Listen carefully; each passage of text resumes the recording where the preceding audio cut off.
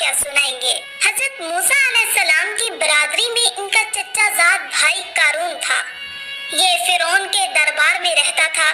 جیسا کہ ظالم حکومتوں کا دستور ہے کہ قوم کا خون چوسنے کے لیے انہی میں سے بعض افراد کو اپنا اعلیٰ کار بنا لیتے ہیں، اسی طرح فرعون نے بنی اسرائیل میں سے اس ملعون کو چن لیا تھا۔ قارون نے اس وقت موقع پا کر دونوں ہاتھوں سے خوب دولت سمیٹی اور دنیاوی اقتدار حاصل کیا۔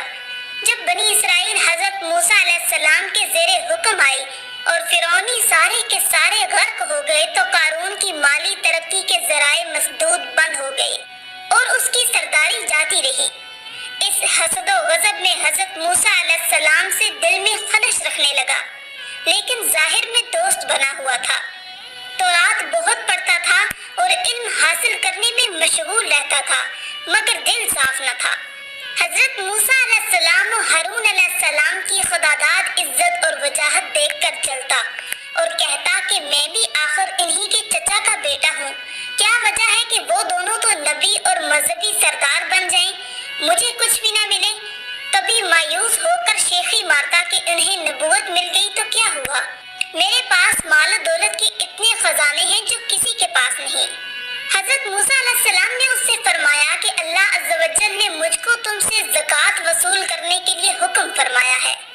اس نے زکوٰۃ دینے سے انکار کر دیا اور لوگوں سے کہنے لگا کہ موسیٰ علیہ السلام زکوٰۃ کے نام سے تمہارے مال کو کھانا چاہتا ہے۔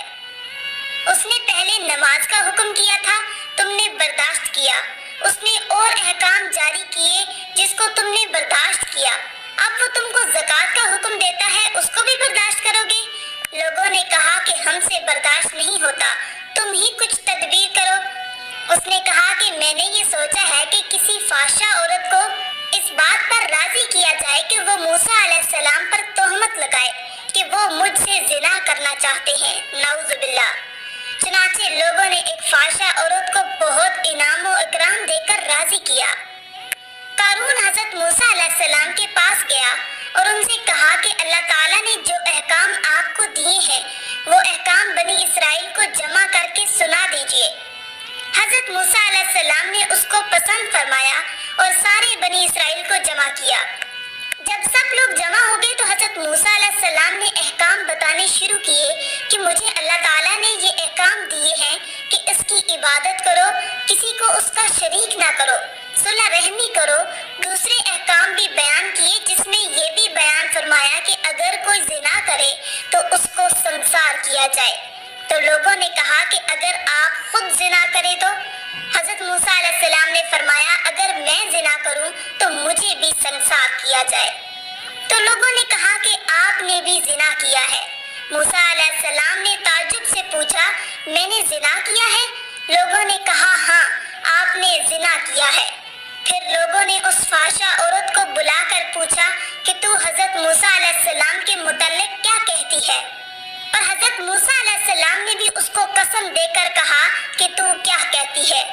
اس فحشہ عورت نے کہا کہ جب آپ قسم دیتے ہیں تو یہ بات ہے کہ ان لوگوں نے مجھ سے انعام کا وعدہ کیا ہے کہ میں آپ پر تہمت لگاؤں، آپ اس الزام سے پاک ہیں۔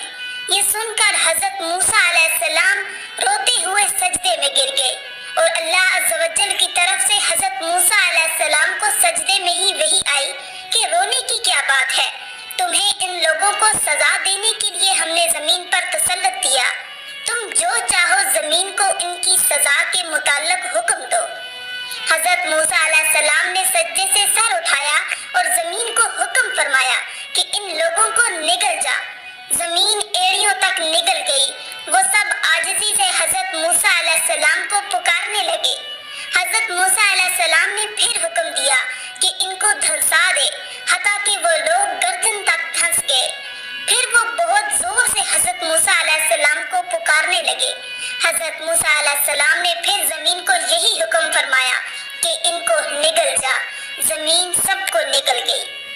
اس پر اللہ تعالیٰ کی طرف سے وحی آئی کہ موسیٰ وہ تمہیں پکارتے رہے اور تم سے عاجزی کرتے رہے، میری عزت کی قسم اگر وہ مجھے پکارتے اور مجھ سے دعا کرتے تو میں ان کی دعا ضرور قبول کرتا۔